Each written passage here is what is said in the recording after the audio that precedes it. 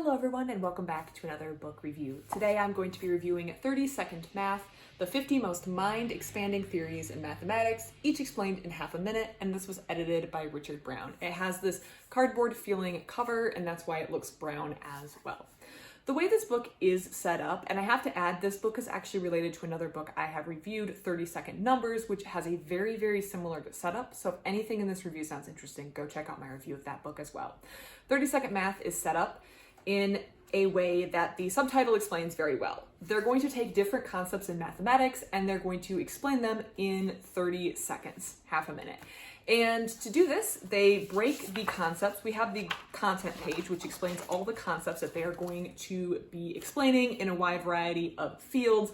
We have numbers and counting, making numbers work, algebra and abstraction, proof and theories, etc. So they have different topics and we kind of build from most simple numbers, counting, all the way up to proofs and theorems. So the first topic that we cover is fractions and decimals, and we go all the way through to our last topic, which is Riemann's hypothesis. So we have quite the range of what the average person has maybe encountered in their mathematics career, let us say. And this is organized again from probably least complicated to most complicated, but also with a little bit of a historical timeline involved as well, from the older concepts that have been discovered to newer concepts that maybe haven't been proved or have only recently been proved. So that is the contents. And each section, we see numbers and counting. So here is our first section that we're going to be reviewing. Each topic, well, the section starts with a glossary with relevant terms. So if you're not familiar with some of the terms, maybe it's been a number of years since you've taken your last math class, or math is something you're not familiar or comfortable with, it keeps things very simple. You have easy explanations. Then we have the actual page. So this one is fractions and decimals. We have the 3-second sum, which is kind of just the quick summary. We have the 30-second explanation here in the middle. We have a 3-minute addition, which is kind of an add-on if you want to read a little bit more. Then we have related theories, so numbers, or not numbers, concepts that are related to things mentioned in this text. You can find, so related to fractions and decimals, we have counting bases on page 20. So then you can go and see connected concepts. We have 3-second biographies, which are just the names of people who may be connected or related to the topic being discussed. So if you want to look these people up, you can look them up and see how they're related. And then we have the author who wrote this text. So the text is provided by different people. So the author is put down here. There's also just down here a little text that has been added, a quote that has been added for added benefit. And there's a brief illustration on the facing page that demonstrates the concept. And you go on to the next page, and we've moved on to the next concept. So again, it's exactly as advertised, a half-minute explanation for each of the topics at hand. At the end of each section, the authors do take time, if I can find the end of this section, and this is a dark page, so hopefully it shows up well, to have a little biography on someone who might be relevant to the section that you read. So we have, in this one, Pascal. We have his timeline over here, as well as a rendition of Pascal. And then we have his brief biography. Still very brief, we're not going very in depth.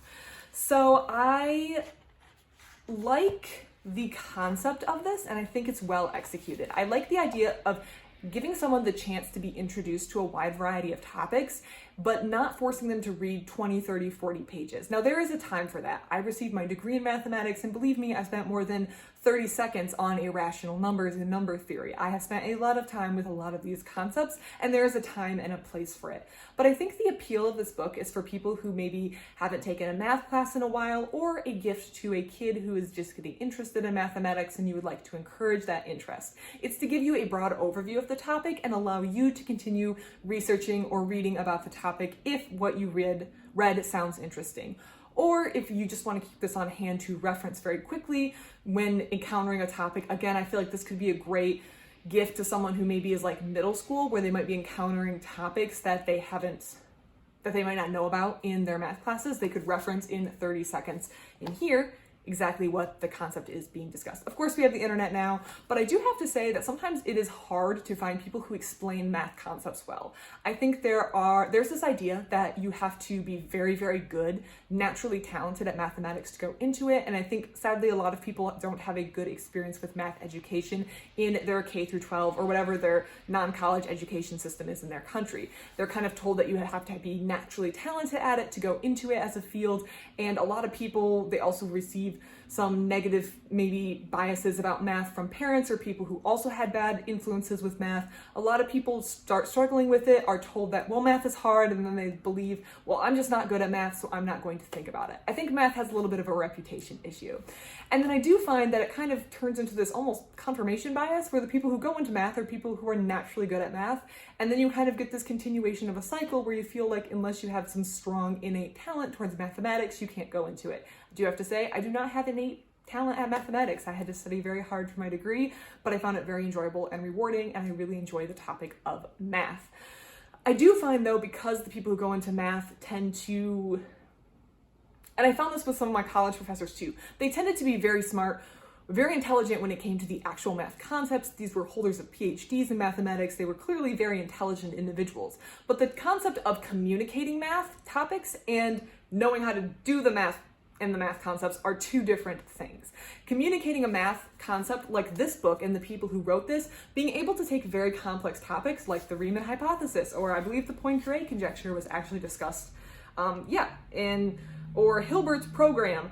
These are things that it's a separate skill to be able to take these topics and explain them to someone who might not have a strong math background in 30 seconds. That is actually I feel like a very separate skill set. Math communication, math teaching is a very separate skill set than being able to do math, than being able to perform the math, and then to be able to get a bachelor's degree or a master's degree in mathematics. That's a different skill set. So I do have a lot of respect for people who have that skill or have taken time to develop that skill and are able to write books like this. I hope that more people do this, because I think that there's a big gap when it comes to people not having good experiences with math education in their K through 12 years, and that may be due to maybe some of this lack of good ways to communicate math to people, or making math interesting, or teaching that it is a relevant skill and topic to people in that formative age, and they kind of fall off the math bandwagon, so to say.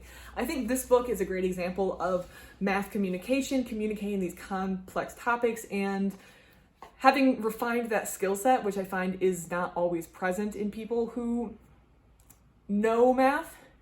And I find it very refreshing when I find a book like this that explains things very simply, and I feel like I can recommend to people who want to understand topics but at a very simple level. Now, if you like math, or if this book has you piqued on math, I actually do have a whole playlist on books on math. A lot of them are aimed for what I might say a lay person or people who aren't really interested or necessarily good at math. I have a whole playlist reviewing and recommending books on that topic, so please check that out if you're interested. Otherwise, thank you so much for watching, and I hope you have a great rest of your day.